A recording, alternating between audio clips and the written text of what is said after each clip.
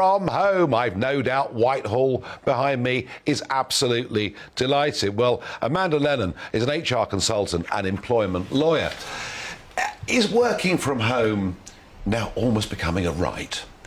It's not a right, not yet. No, but are we moving in that direction? I think employees are now in a stronger position to negotiate working from home on a more permanent basis, and COVID has driven that really, because previously a lot of employers operated 5 day a week in the office, and almost you had to prove why you should be able to work from home. Now COVID has taught us that people can be productive working from home, and so employers are now having to look at hybrid working policies. Well, is that because they're scared of their employees, perhaps? I mean, the productivity argument, I mean, come on, Amanda, the truth of it is, you know, you work from home and the doorbell rings because it's the Amazon delivery, or the neighbour's got music on loud, or it's, you know, perhaps hotter at home where you haven't got air conditioning compared to an office where maybe you do have air conditioning. I just don't buy this productivity argument. Is there any sensible research that's been done on this?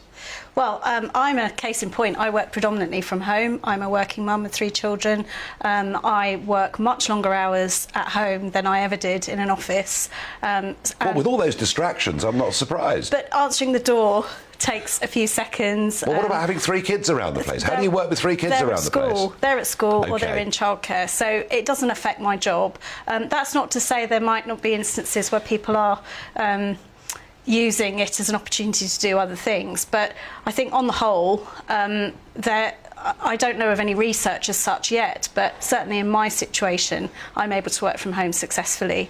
And I think employers are, you hear this phrase, the war on talent. Employers are now having to look at how they can keep the right people that they want to for their business. And this is an example of where employees are now able to say, I'd love to do this job, but I need more flexibility, and that includes working from home to an extent. There may be jobs like being a computer programmer, you know, where you work on your own, and maybe you've got a set of headphones on, and you've got a specific task to do, and you don't need social interaction to do it.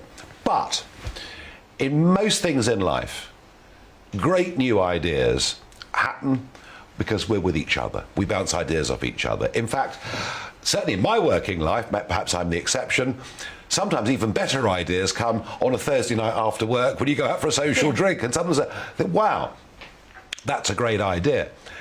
And for young people, I mean, work from home surely is catastrophic for ambitious young people who physically need to be with others to learn. I would agree with you on that. I think the younger people who are starting out in their careers need more interaction face-to-face than people who've maybe developed their careers and know how to build relationships, not necessarily face-to-face. So I spend a lot of time on Zoom calls having to build those relationships. You have to work extra hard in order to do that. But for the people starting out in their careers, they really benefit from face-to-face interaction, and I see that in workplaces that I go and work at.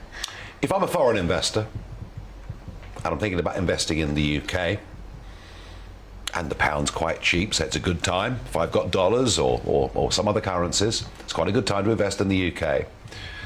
Am I going to look at the growth of this work from home culture as being a positive or a negative in terms of putting my money in?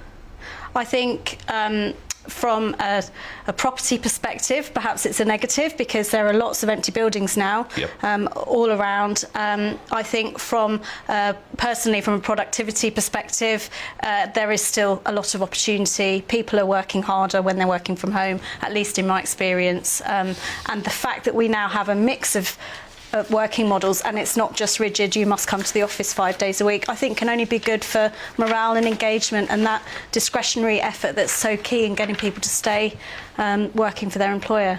Well, Amanda Lennon, you put a very convincing case. You haven't yet convinced me, but you put a convincing... That's because I'm old school. And I think people should turn up for work on time, dress properly, and I have an old-fashioned view of it. And I think that's more